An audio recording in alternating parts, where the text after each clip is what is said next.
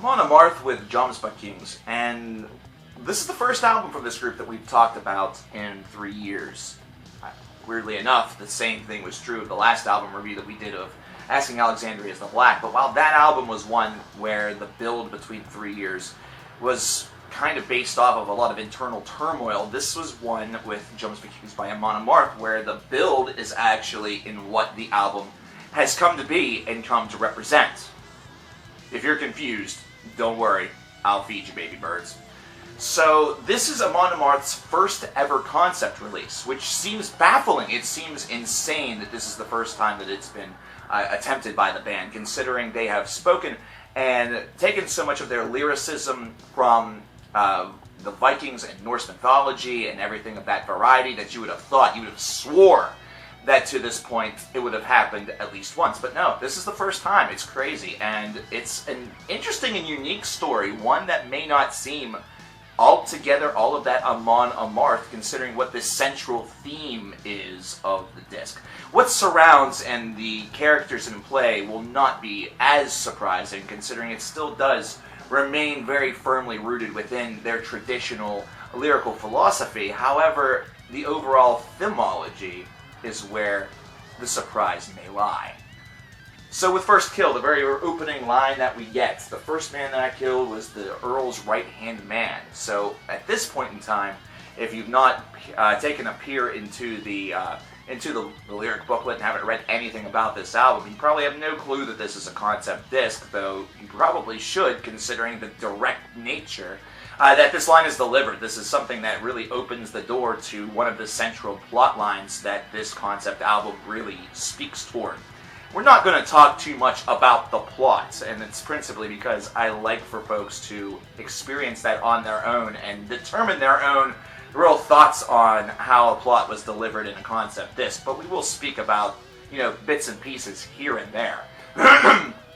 But this is really to open up and showcase the main conflict of this album, which is the fact that there's a gentleman who he loves somebody who is being married off, and he unfortunately just goes crazy because of this. He's a part of an elite, Viking mercenary group called the Jomsviking, and so whenever he finds out that this woman that he loves is being married off, he literally cuts the throat of the Earl's right-hand man, and this gets him into quite a bit of trouble, as you might imagine. He is now pretty much on the run. He is public enemy number one to this area of the land, this area of the kingdom, and so you can already tell if you peer at your track listing that this has a lot of parallel meaning. So you're getting parallel portions of the story whenever you hit those tracks, such as One Against All, which really showcases the nature that this man is now literally a lone wolf. He is on his own. Either that or on a sea of blood, which is showcasing more sentiments of battle and further need to spill blood, based off of self-defense, really getting yourself and protecting yourself. But the central themology, really, of this album is not being able to let go. He's unable to let go of this woman that he loves who's going to be married off, and he's now gotten himself into a situation through his rage and through his inner turmoil that has brought him to kill people that were extremely important and no longer part of his job. It's now instead part of his hopeful redemption, hopeful ability to gain this woman back and to gain their love back. That I think really, as the album progresses, you start to slowly learn pretty much only exists in his mind, though that may not be an actual thing. Musically speaking, this is an album that focuses a little bit more on melody than it does directly on the death metal influence, though it's still there. It's not like it disappeared. Amon Amarth hasn't transformed into like Winger or something like that, so you don't have to worry about that. That's fine. You can just stay with the whole idea that Amon Amarth is still Amon Amarth, though like I said, a little bit more melody is really required for a disc like this in order to help to keep the storyline flowing, and this can be seen on tracks such as 1,000 Burning Arrows, where you see the softness really emanating and permeating throughout this song in order to really get the point across and to give it sort of that dirge-like atmosphere for the king, who is unfortunately now gone. It's truly a track to be reckoned with. It's one that I feel is very well executed. It's one that's near the ending point of the album, so we're getting a further turn, and we're getting deeper and deeper into this plot. So don't want to spoil too much in regard to that, but I felt like this track was very well executed. I love the guitar work on this, and the pacing is excellent. The pacing is very, very strong on this track, and really on this album in general. There are times where the aggressive nature is absolutely required, where you hear that thump of the guitar and the bass that are very much parallel, and then paralleled even with the percussive nature of the drums. And it's something that is very representative of some of the battles that are going on, very representative of the, of the blood that is being spilled, of the rage, the animosity, everything that is being felt by the central character. If there's one thing that Amon Amarth was able to really accomplish with this disc, was you kind of get into this main character's head, not only through the lyricism. In fact, that's something that happens about 50% of the time. The other 50% of the time, it is very much you get into his head based off of the music that is pounding around you. This is not necessarily Amon Amarth's heaviest album. In fact, it's not. It may be seen as perhaps their most melodic, as we stated previously. But it's still one that does echo with a lot of power. It does echo with a lot of ambition. And funnily enough, there are tracks that I could see just kind of be plucked and removed from this album and become fixtures of their set, such as Raise Your Horns, which, if you didn't know this was a concept album, you would think was Amon Amarth's, cheesy heavy metal anthem. Now, this isn't something where they share this album by themselves. A Dream That Cannot Be, which is the second to last track on this album, does have Doro Pesh on it, and this is actually kind of a heartbreaking moment of this album, because we get to this point where he is finally in the presence, our main character, of the woman that he has, literally gone through hell for, and basically has been on this road of supposed redemption to, get her back and to keep her from being married off. And she essentially tells him no.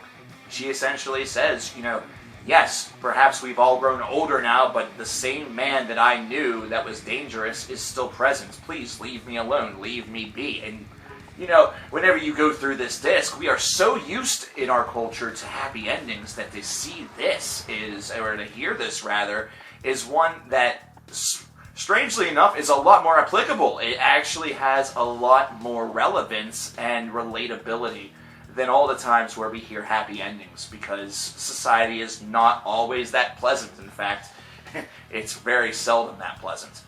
Back on the Northern Shores finishes off this disc at 7 minutes and 8 seconds in length, and is really a fitting finale. Don't want to give away the ending, but yeah, this is certainly one that's a bit...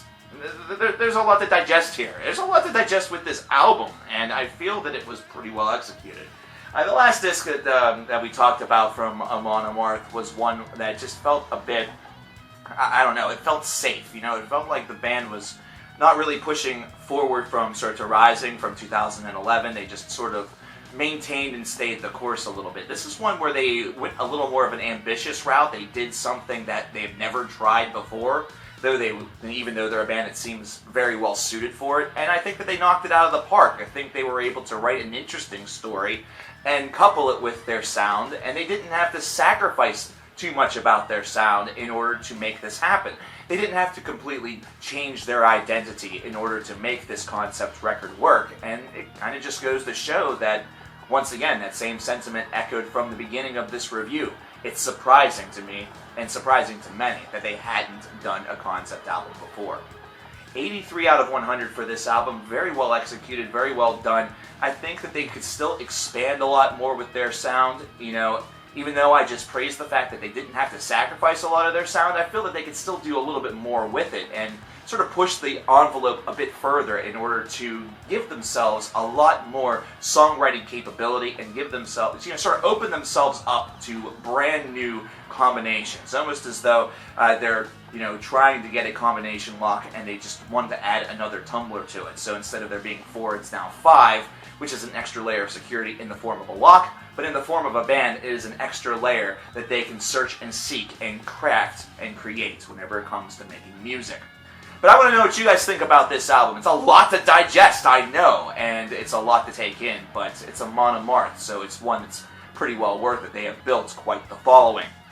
I want to know what you guys think. Let me know in the comments below. My name is coverkillernation. If you enjoyed this review, and if you enjoyed everything that you have seen, please leave a like and please subscribe to the channel. We're also running a promotion on our Patreon page where if we make it to 250 bucks over there, we're going to do a special marathon just for all of the fans in late April. So if you are motivated enough to want to toss a couple of bucks toward that great cause, there's a link in the description below where you can do so.